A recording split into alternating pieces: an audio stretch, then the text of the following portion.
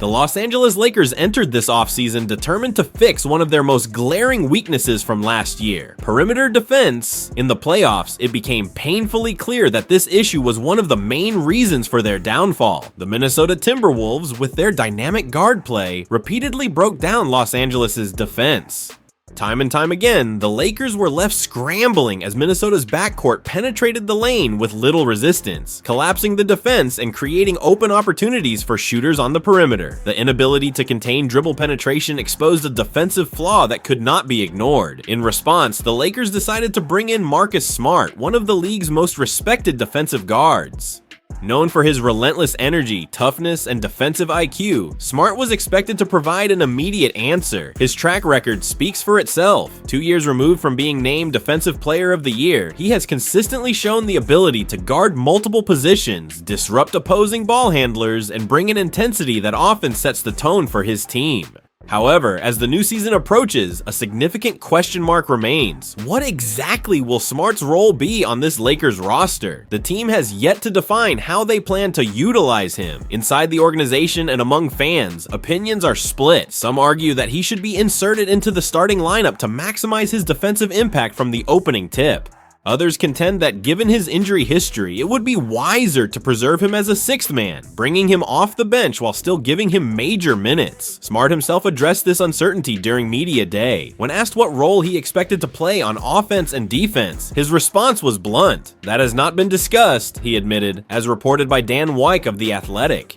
His words revealed both the lack of clarity surrounding his position in the rotation and his personal mindset heading into the season. For Smart, the answer remains simple. His focus is on defense. He is not concerned about offensive touches or shot attempts. He is concerned about getting stops, setting the tone, and helping the Lakers win games. That singular focus is part of what makes Smart such a valuable addition. He doesn't need to dominate the ball or take away opportunities from stars like LeBron James, now entering his 40th year. Instead, he thrives by doing the little things, diving for loose balls, taking charges, and locking down the opposing team's best guard. His presence adds a layer of grit and competitiveness that the Lakers sorely lacked last postseason. Yet the uncertainty over his role cannot linger forever. The Lakers must establish clarity before the season begins. Head coach JJ Redick faces a delicate decision: how to balance Smart's defensive value with the need to manage his health. Smart's injury history is extensive, and the Lakers know they cannot afford to lose him for long stretches of the season. A bench role might be the logical path forward. In that capacity, he could still play heavy minutes while avoiding the physical demands of being a full-time starter. If Smart comes off the bench, he would become the team's sixth man, one of the most important roles on any roster. He would be tasked with defending the opposition's top guard, regardless of whether those minutes come against starters or second units. That role, while technically not a starting position, would still place him at the heart of the Lakers' defensive identity. Keeping Austin Reeves and Rui Hachimura in the starting lineup makes sense for now. Both players offer consistency and availability, two things the Lakers desperately need. Reeves provides offensive versatility and playmaking, while Hachimura brings size and rebounding. Their reliability makes them safer options to begin games, while Smart can be unleashed strategically to maximize his defensive impact. Smart's production last season highlights both his strengths and his concerns. In just 34 games, he averaged 9 points, 2.1 rebounds, and 3.2 assists, shooting 39.3% from the field and 34.8% from three-point range. While those numbers are modest compared to his peak years, they underline the reality that his primary value comes on the defensive side of the ball. However, his limited availability is a lingering issue. Missing more than half the season is not an anomaly in his career, it's a trend. The Lakers must account for that as they map out his role. This dynamic creates a broader challenge for Los Angeles. They need Smart's defensive presence on the floor as much as possible, but they also need him available in the spring when the playoffs demand his skill set the most. Overextending him during the regular season could backfire, leading to the same availability concerns that derailed his previous campaigns. Finding that balance between minutes, role, and long-term health will be one of the coaching staff's most important tasks this year. For Smart, the situation may not be entirely new. Throughout his career, he has often been asked to adapt, whether by leading as a starter in Boston or coming off the bench when rotations demanded flexibility. What has remained consistent is his identity, a defensive specialist who brings toughness, leadership, and intensity. The Lakers now hope to tap into that identity to stabilize their defense and give them a chance to compete at the highest level. Ultimately, the story of Marcus Smart in Los Angeles will not be about how many points he scores or how many assists he racks up. It will be about whether the Lakers can integrate him into a role that maximizes his defensive brilliance while protecting him from the physical wear and tear that has defined much of his recent seasons. The upcoming weeks will determine that answer, and until then, both Smart and the Lakers remain in a state of uncertainty, waiting to see exactly how this experiment will unfold. The Los Angeles Lakers have faced one recurring issue over the past few seasons: the inability to rely on their depth when it matters most. Injuries have repeatedly hit their rotation players, stripping the team of the stability and consistency needed to compete at the highest level. While the spotlight naturally falls on the superstars, the truth is that the Lakers' supporting cast has often been undermined by health problems. Among those players, few cases have been as frustrating or as impactful as Jared Vanderbilt's. Since arriving in Los Angeles, Vanderbilt has carried the reputation of being an energetic, defensive-minded forward capable of guarding multiple positions. His versatility was supposed to give the Lakers a unique edge, allowing them to switch schemes, pressure the ball, and cover ground in ways few other role players could match. But the problem has been availability.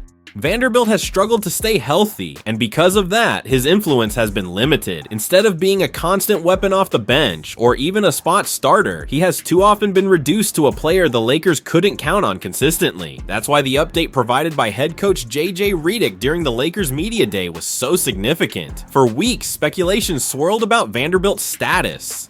Fans wanted to know if he would be the same player again, or if the injuries had permanently taken away his edge. On October 1st, Redick addressed the issue head-on, and his words carried optimism the Lakers haven't felt in a long time. According to Redick, Vanderbilt finally looks like his old self.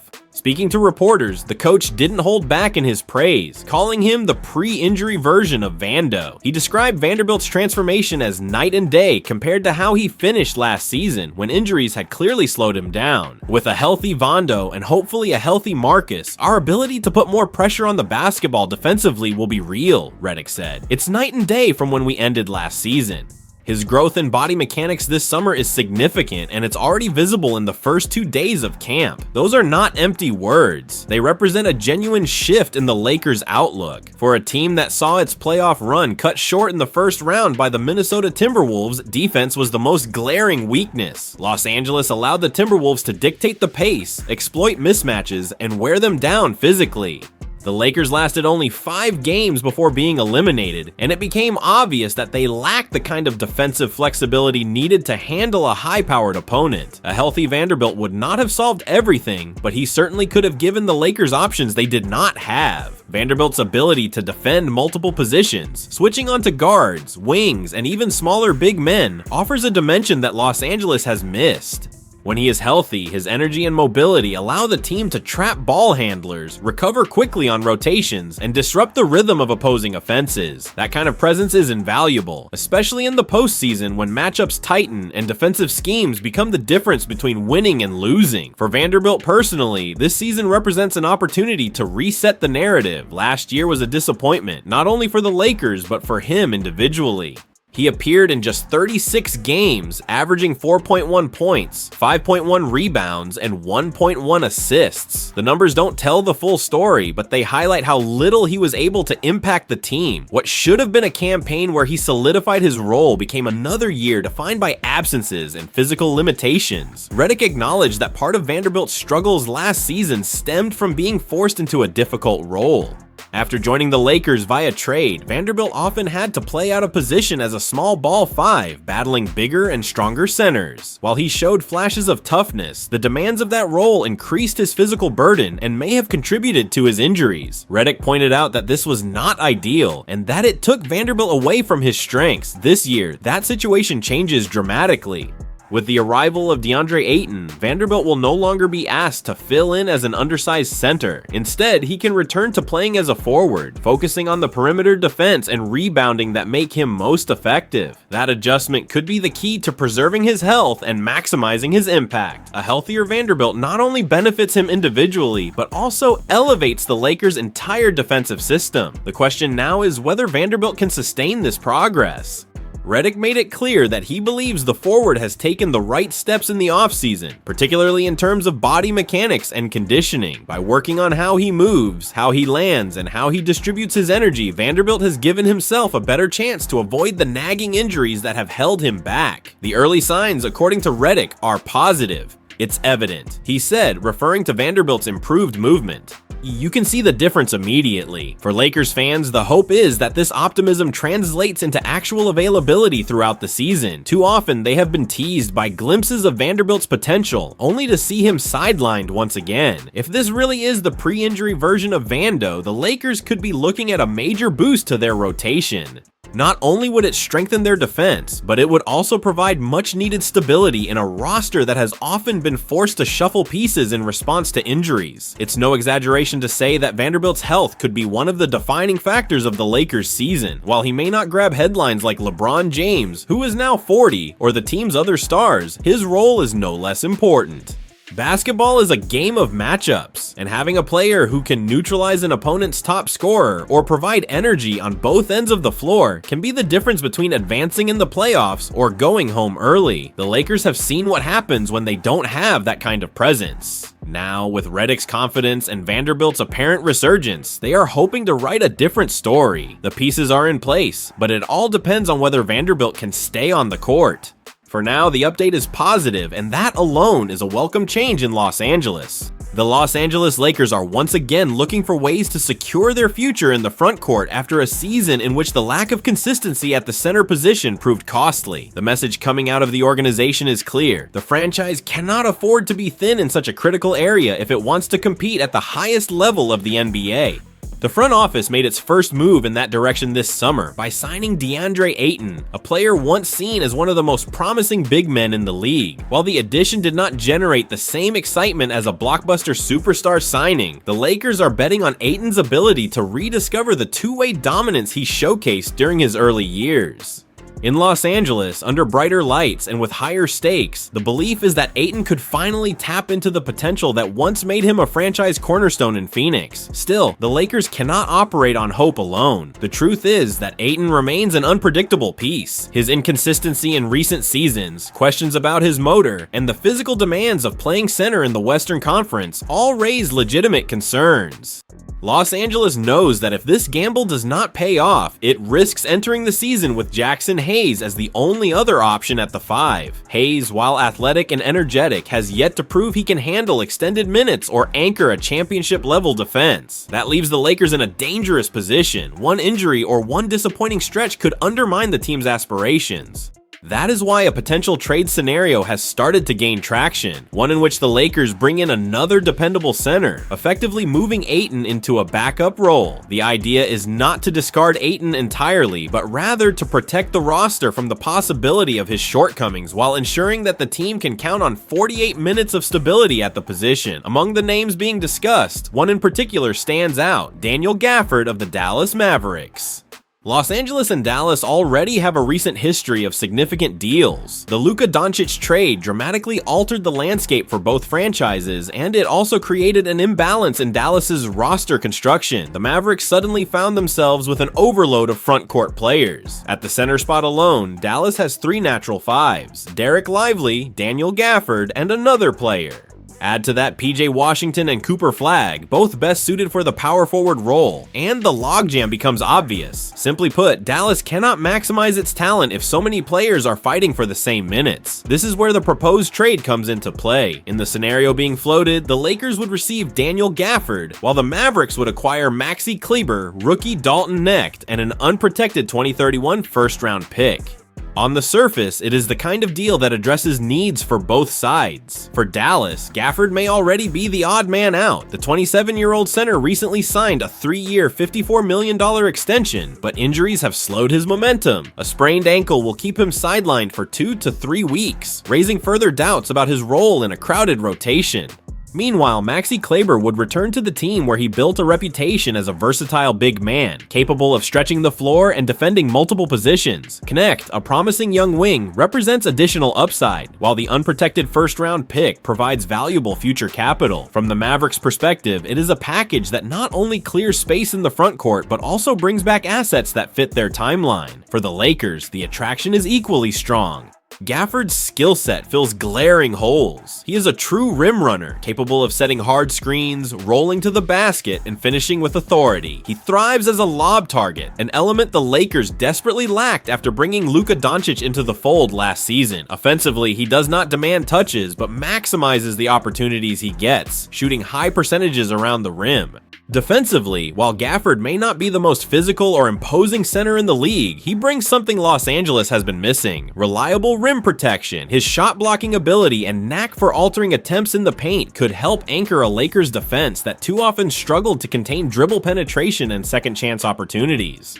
Just as importantly, Gafford has never been asked to play extended starters minutes throughout his career, which makes him the perfect candidate to share time with Ayton. Together, the two could provide the Lakers with a consistent presence at the 5 for the full 48 minutes of every game. The potential ripple effects go beyond the center rotation.